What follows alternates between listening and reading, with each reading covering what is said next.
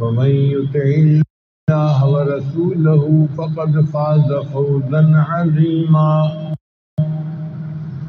وقال الله تعالى في مقام آخر: الطيبات للطيبين والطيبون للطيبات. وقال رسول الله صلى الله عليه وسلم: النکاح من سنتي. وفي رواية أخرى: فمن رغب عن سنتي فليس مني. سبحان ربك رب العزة عما يصفون وسلام على المرسلين والحمد لله رب العالمين. اللهم صل على سيدنا ومولانا محمد وعلى آل سيدنا ومولانا محمد وبارك وسلم.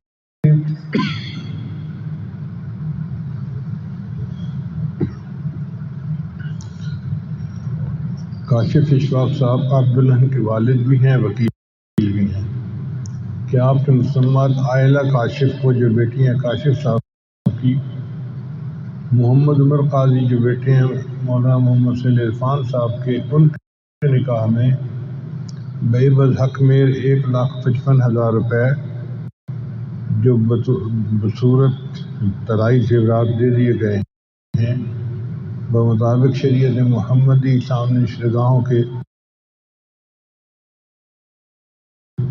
آپ نے لڑکی کو ان کے نکاح میں پیش کیا.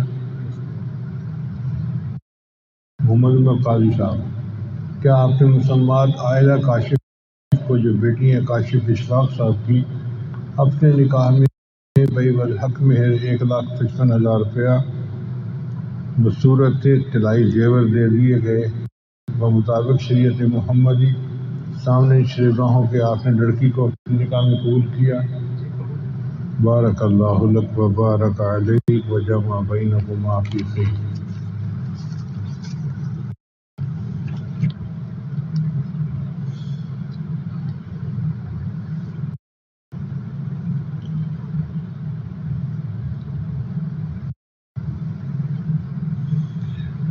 الحمد للہ وکفا وسلام علی عبادہ الذین اصطفیٰ. اما بعد، اعوذ باللہ من الشیطان الرجیم. بسم اللہ الرحمن الرحیم. شہر رمضان الذی انزل فیہ القرآن. سبحان ربک رب العزة عما یصفون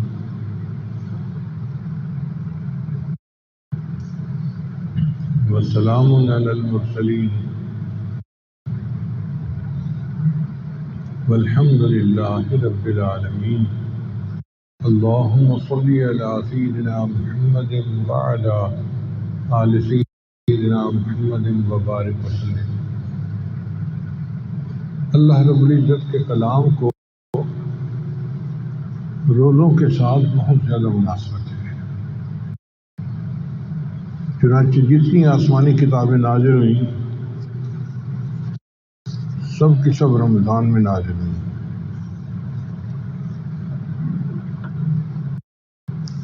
آدم علیہ السلام کو صحیفے عطا ہوئے 3 رمضان کو. ابراہیم علیہ السلام کو صحیفے عطا ہوئے 6 رمضان. اللہ کا کلام زبور اتری 12 رمضان کو، اور انجیل اتری 18 رمضان کو، اور قرآن مجید نازل ہوا 27 رمضان کو. یعنی جتنے صحیفے اور جتنے آسمانی کتابیں ہیں وہ سب کی سب رمضان کے مہینے میں ہی نازل ہوئی. اس سے اندازہ لگائیں کہ رمضان کا اور قرآن مجید کا آپس میں کتنا گہرا رشتہ ہے. نبی اسلام نے فرمایا الصیام والقرآن یشفعان، کہ روزہ اور قرآن قیامت کے دن بندے کی شفاعت کریں گے. قرآن کی تلاوت سے انوار ابھرتے ہیں اور روزے کے رکھنے سے روزے دار کے اوپر اللہ کی نور، اللہ کی رحمتیں برستی ہیں۔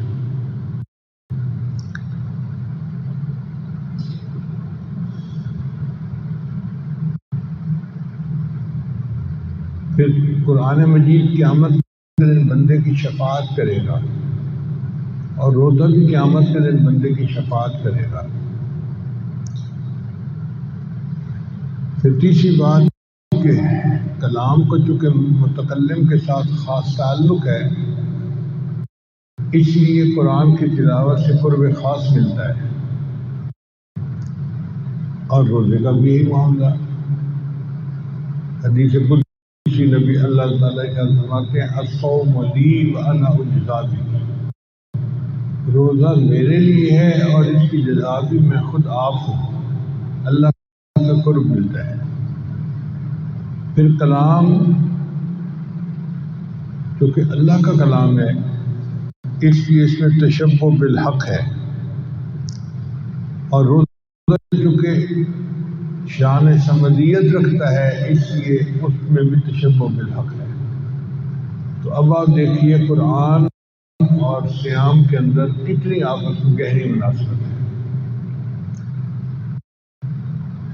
اس لیے جب رمضان آتا تھا تو نبی علیہ السلام حضرت جبرائیل علیہ السلام کے ساتھ قرآن مجید کا دور کیا کرتے۔ حضرت عثمان غنی رضی اللہ عنہ تو ایک دن میں ایک قرآن مجید کی تلاوت روزانہ کر دیا کرتے تھے۔ امام اعظم ابو حنیفہ رحمۃ اللہ علیہ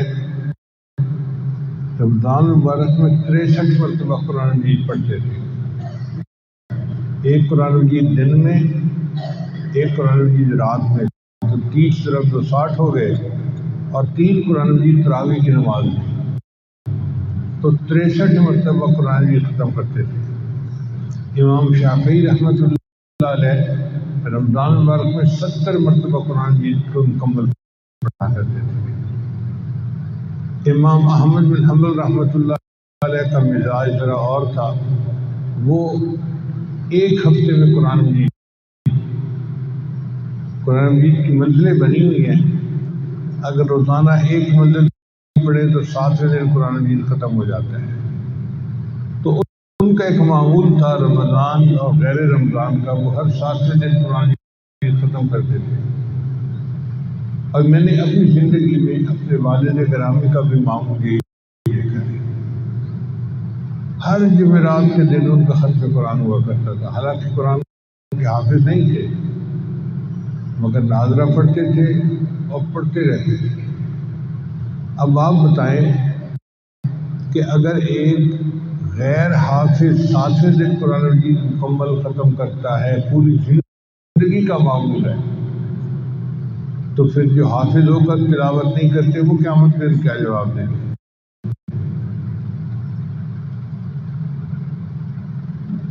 حضرت قتادہ رحمۃ اللہ علیہ وہ بھی ہر 7ویں دن قرآن ختم کیا کرتے تھے۔ پھر جب رمضان آتا تھا تو ہر 3 دن میں قرآن مجید ختم کیا کرتے تھے، اور جب رمضان کا آخری عشرہ آتا تھا تو ہر روز ایک قرآن مجید ختم کیا کرتے تھے۔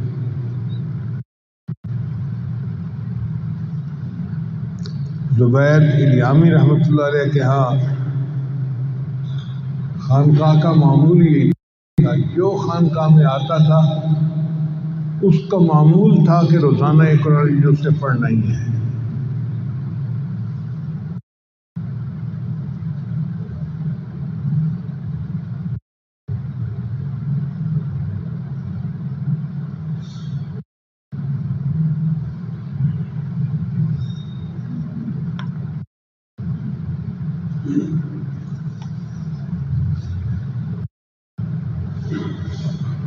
پھر قرآن مجید دلوں کا مقناطیس ہے،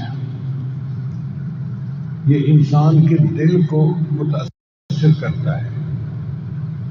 جیسے مقناطیس جہاں بھی ہو وہ لوہے کو اپنی طرف کھینچ لیتا ہے، قرآن مجید جہاں پڑھا جائے یہ قلب سلیم کو اپنی طرف کھینچتا ہے۔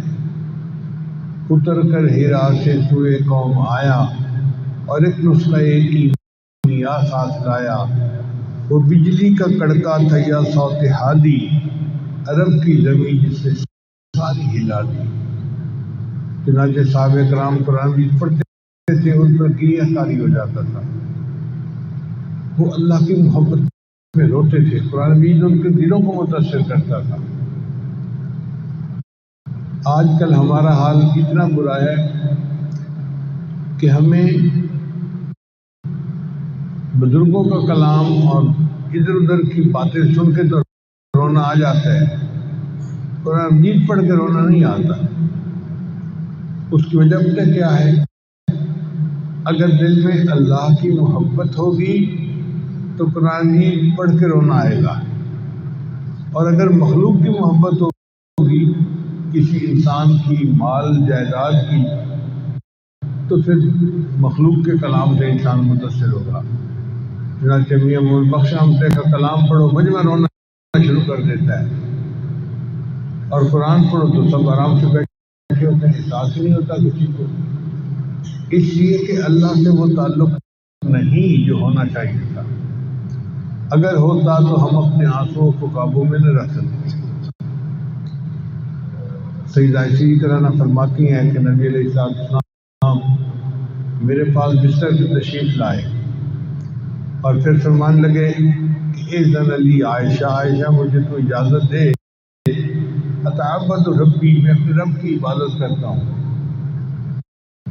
فرماتی ہیں کہ نبی علیہ السلام مصلی پہ کھڑے ہو گئے اور آپ نے قرآن مجید کی تلاوت شروع کر دی، اور آپ تلاوت میں اس طرح رو رہے تھے کہ جس طرح پانی کے قطرے زمین پر گرتے ہیں ان کی آواز آتی ہے۔ نبی علیہ السلام کے آنسو مبارک مصلی پہ گر رہے تھے اور میں گرنے کی آواز سن رہی تھی۔ میرے آقا صلی اللہ علیہ وسلم قرآن پڑھتے تھے اور روتے تھے۔ چنانچہ ایک مرتبہ نبی علیہ السلام نے قرآن مجید کی آیت پڑھی، ان تعذبہم فإنہم عبادک، بار بار آیت کو پڑھتے تھے، بار بار آیت کو پڑھتے تھے اور روتے تھے۔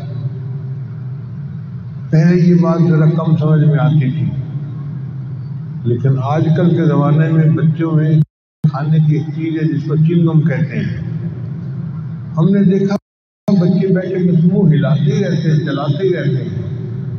بھئی بچوں کیا کر رہے ہو؟ کہنے لگے یہ چنگم ہے، اس کو چبانے کا مزہ آتا ہے۔ جس طرح بچے مزے کی خاطر چنگم کو ایک گھنٹہ چباتے رہتے ہیں، اسی طرح اہل اللہ ایک ایک آیت کو مکرر پڑھ پڑھ کے مزے لیا کرتے تھے، لطف آتا تھا، پوری رات پڑھتے رہے۔ ان تعذبہم فإنہم عبادک وإن تغفر لهم فإنک انت العزیز الحکیم۔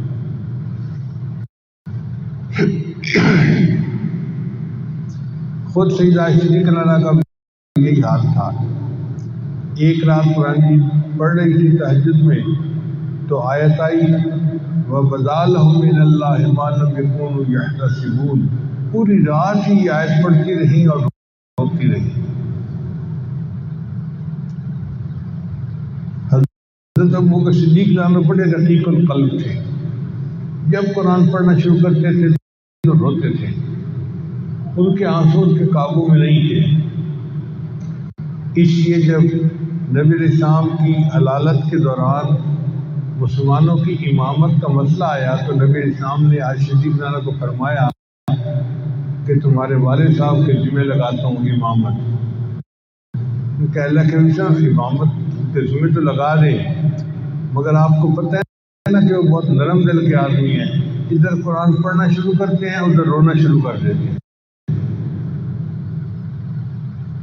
اور حضرت عمر رضی اللہ عنہ تو اتنا روتے تھے کہ علی وجہہ اسودان خطان اسودان، کہ ان کے چہرے پر 2 لکیریں تھیں کالے رنگ کی، اتنا روتے تھے کہ رونے کی وجہ سے جو آنسو گرتے تھے ان کی وجہ سے چہرے کے اوپر لکیریں بن گئیں۔ ایک صحابی فرماتے ہیں کہ فجر کی نماز تھی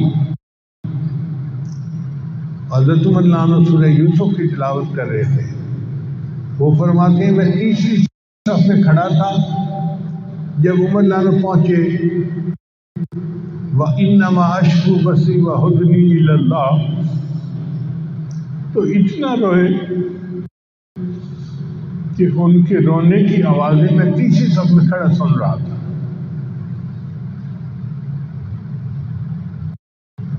حضرت عثمان رضی اللہ عنہ کا بھی یہی حال تھا، حضرت عمر رضی اللہ عنہ، حضرت علی رضی اللہ عنہ کا بھی یہی حال تھا. قرآن مجید پڑھتے تھے، آنسو ان کے بس میں نہیں ہوتے تھے.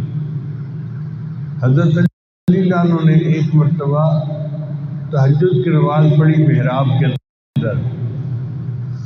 فرماتے ہیں کہ وہ محراب میں کھڑے رو رہے تھے اور ان کی پوری داڑھی جو تھی وہ آنسو سے تر ہو گئی تھی. یہی حال امام اعظم ابو حنیفہ رحمۃ اللہ کا تھا اور یہی حال امت کے اولیاء کا تھا. عمر بن عبد العزیز رحمۃ اللہ نے ایک مرتبہ قرآن کی آیت پڑھی فَأَنذَرْتُكُمْ نَارًا تَلَظَّىٰ. اس آیت کو پڑھ کے ساری رات روتے رہے. عبداللہ بن عمر رضی اللہ عنہ ایک رات کی آیت پڑھی ان تبدوا ما فی انفسکم او تخفوہ یحاسبکم بہ اللہ، اور پوری رات کی آیت پڑھ کے روتے رہے.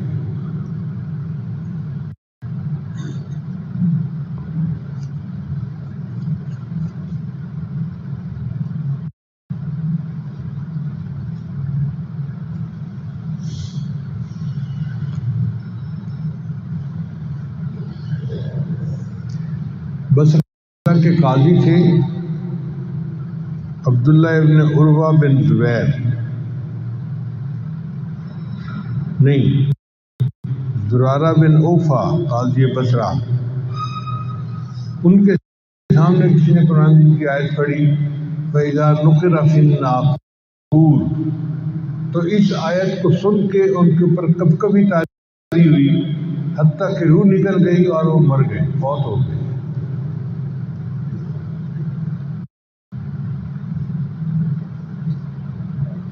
امام نووی رحمۃ اللہ فرماتے ہیں کہ جس بندے کو تلاوت قرآن کے وقت رونا نہ آئے وہ اپنی قسمت پہ روئے کہ کتنی بڑی نعمت سے وہ محروم کر دیا گیا ہے.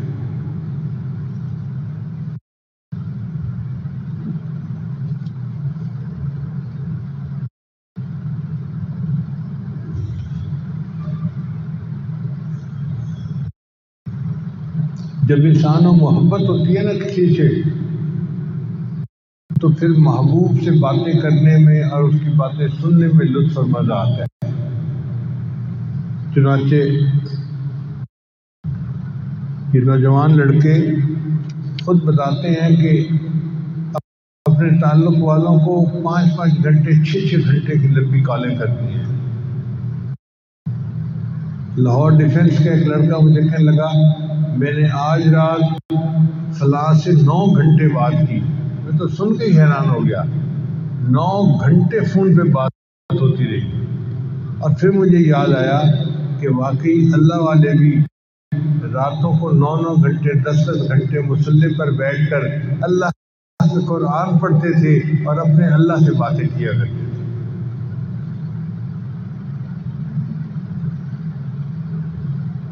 اب ہمیں چونکہ قرآن مجید کے لطف کا پتہ نہیں تو ہم حیران ہوتے ہیں. ایک چھوٹا بچہ بلوغ کی لذت کو کیا جانے. اسی طرح ہم روحانی طور پر نابالغ ہیں، ہم قرآن مجید کی لذت کو نہیں جانتے. لا یمسہ الا المطہرون، اللہ فرماتے ہیں کہ ان معارف کو وہی حاصل کر سکتا ہے جس کا دل پاک ہوتا ہے، اور جس کا دل ناپاک ہو، ناجائز محبتوں سے بھرا ہوا ہو، گناہوں کی ظلمت سے ہٹا ہوا ہو، اس دل کو اس لذت کا کیا پتہ. اس لیے اپنے دلوں کو صاف کرنے کی ضرورت ہے. سیدنا عثمان رضی اللہ عنہ فرمایا کرتے تھے لو طہرت قلوبکم ما شبعتم من کلام ربکم، اگر تمہارے دل پاک ہوتے تم اللہ کے کلام کو پڑھنے سے کبھی دل نہ پھرتا تمہارا.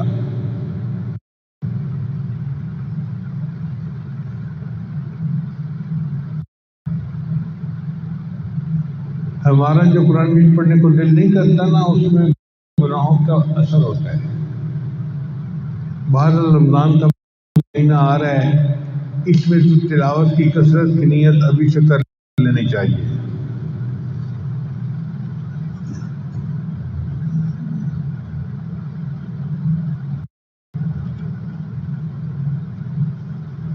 یہ قرآن مجید اللہ کی بولی ہے، اللہ کا کلام ہے.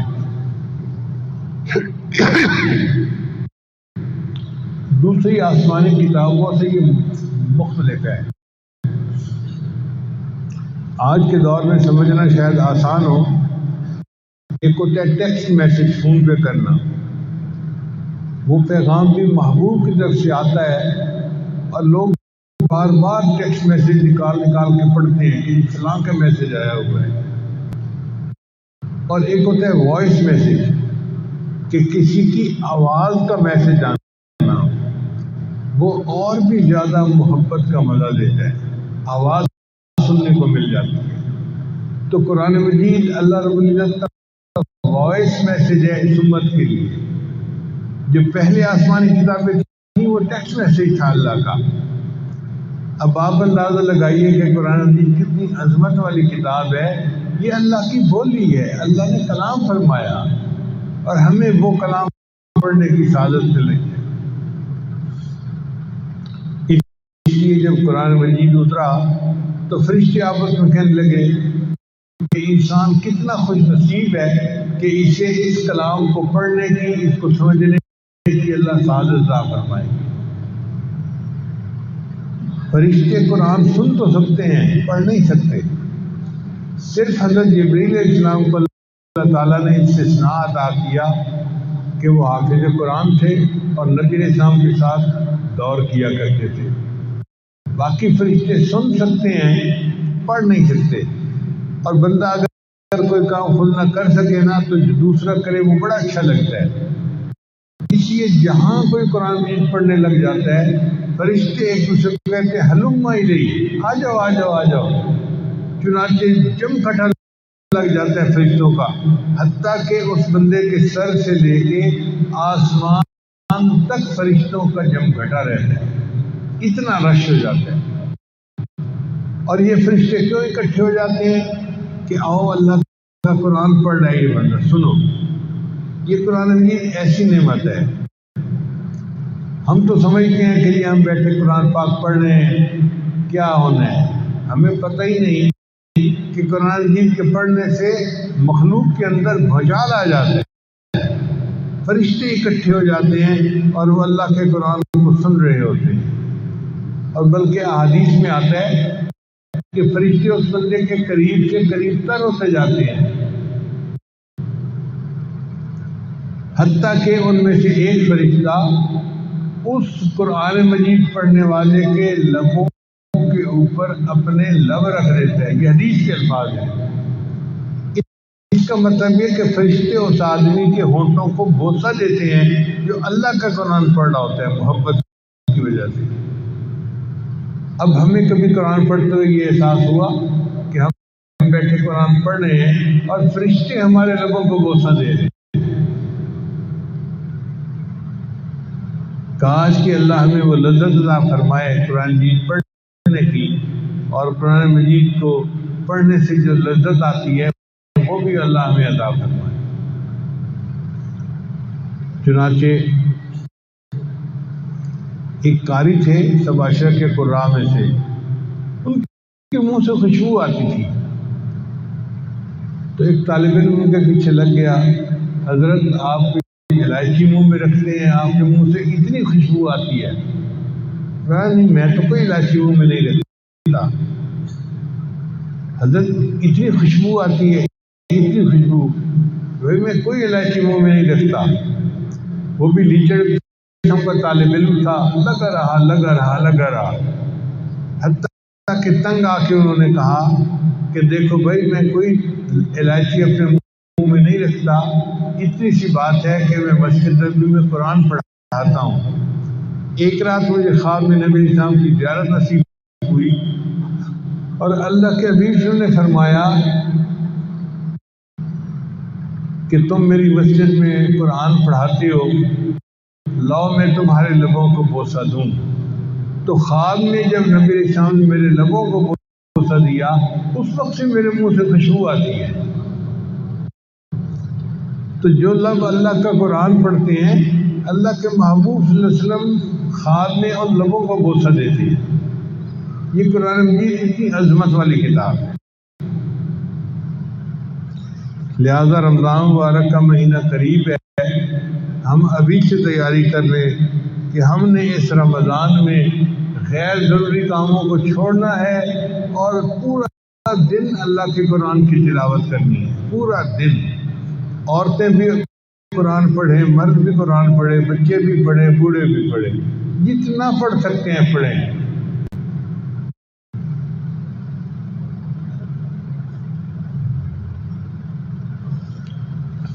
قرآن کی تلاوت کے وقت بندے کی گناہ ایسے جھڑتے ہیں جیسے پت جھڑ کے موسم میں درختوں کے پتے جھڑ جایا کرتے ہیں۔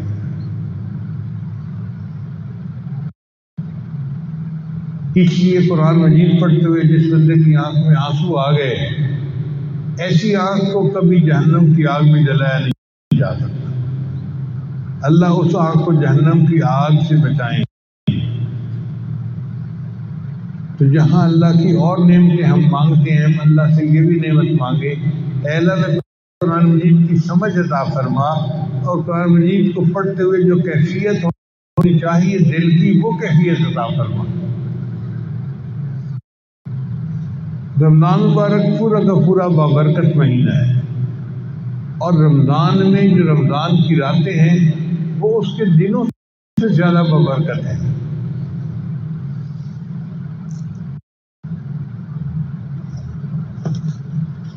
کہتے ہیں کہ ایک مرتبہ رات اور دن کے درمیان مناظرہ ہوا۔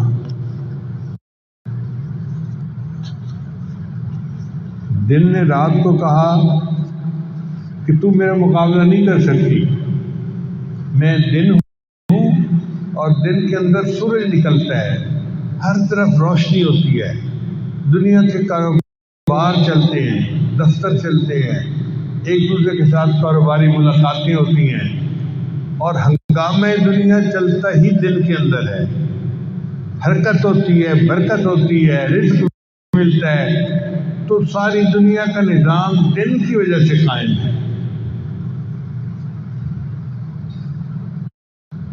اس نے پوچھا اور؟ اس نے کہا کہ دیکھو، ظہر اور عصر کی 2 نمازیں دن میں ہوتی ہیں، مجھے یہ سعادت حاصل ہے۔ تو رات نے کہا کہ اچھا آپ میری بات سنو، کہ دن میں دفتر کھلتے ہیں، کاروباری ملاقاتیں ہوتی ہیں، میں رات ہوں، رات میں اندھیرا ہوتا ہے، اور اندھیرے میں اللہ والوں کے مصلے بچھتے ہیں، اور ان مصلوں پہ بیٹھ کے وہ اپنے اللہ سے سرگوشیاں کر رہے ہوتے ہیں، اللہ سے مناجات کر رہے ہوتے ہیں۔ تو یہ جو محبت کی باتیں ہیں یہ رات ہی کو ہوتی ہیں۔ پوری پوری رات مصلے پہ بیٹھ کے اولیاء اللہ گزار دیتے ہیں۔ اولیاء اللہ کے جو قلوب ہیں وہ شمس العارفین، وہ تو معرفت کے سورج ہیں۔ اور پھر یہ بھی سوچ لو کہ اللہ تعالیٰ آسمان دنیا میں جو نزول فرماتے ہیں تو حدیث میں آتا ہے کہ رات کے آخری پہر میں، اور اعلان ہوتا ہے حل من سائل تعطی علی، ہے کوئی سوال کرنے والا جس کو کہ میں عطا کر دوں۔ تو یہ اعلان اللہ کی طرف سے رات کے آخری پہر میں ہوتا ہے، یعنی اللہ کا انعام اتنا ہوتا ہے کہ باقاعدہ پوچھا جاتا ہے کوئی سوال کرنے والا کہ میں اس کو عطا کر دوں۔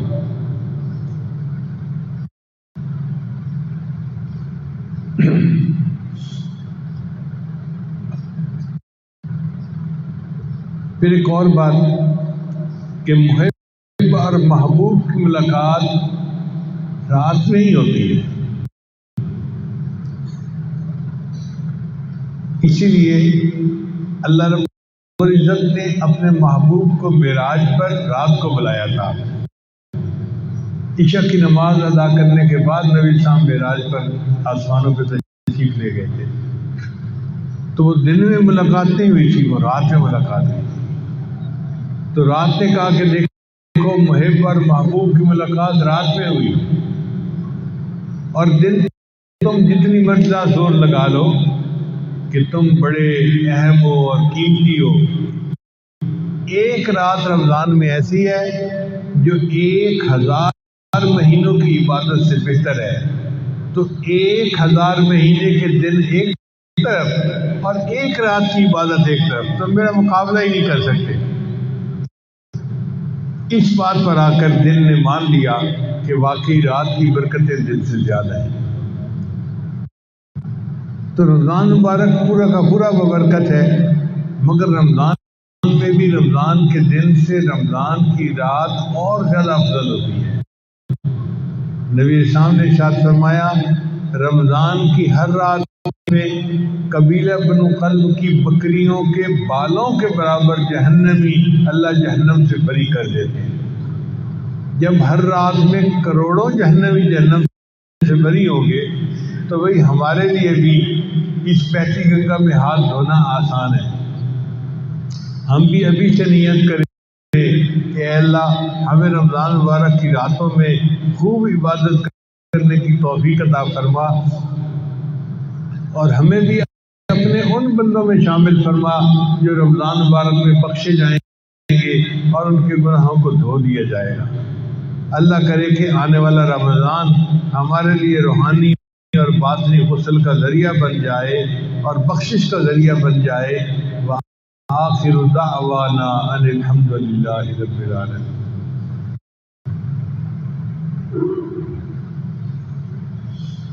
بہت سارے لوگ دور قریب سے بیعت کی نیت سے آئے ہوئے ہیں، یہ عاجز کلمات پڑھائے گا، سچے دل کے ساتھ پڑھتے جائیے۔ یہ آواز عورتوں تک بھی جا رہی ہے، وہ اپنی جگہ بیٹھے ہوئے یہ کلمات پڑھ لیں گی تو عمل میں شریک ہو جائے گی۔ پڑھیے بسم اللہ الرحمن الرحیم، لا الہ الا اللہ محمد الرسول اللہ، آمنت باللہ وملائکتہ وکتبہ ورسلہ والیوم الآخر والقدر خیرہ وشرہ من اللہ تعالی والبعث بعد الموت، آمنت باللہ کما ہوا باسمائہ وصفاتہ وقبلت جمیع احکامہ اقرار باللسان وتصدیق بالقلب، اشہد ان لا الہ الا اللہ واشہد ان محمدا عبدہ ورسولہ، استغفر اللہ ربی من کل ذنب واتوب الیہ برحمتک یا ارحم الراحمین۔ ان کلمات کو پڑھنے سے ہم تو مطالب ہو چکے ہیں، چند معمولات ہیں جن کو باقاعدگی سے کریں گے تو اللہ تعالیٰ دل کو منور کریں گے۔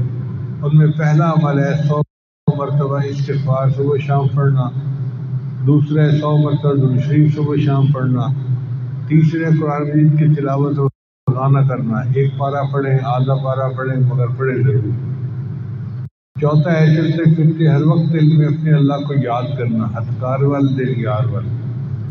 اور پانچواں اور سب سے جو اہم عمل ہے لب لباب ہے وہ ہے مراقبہ۔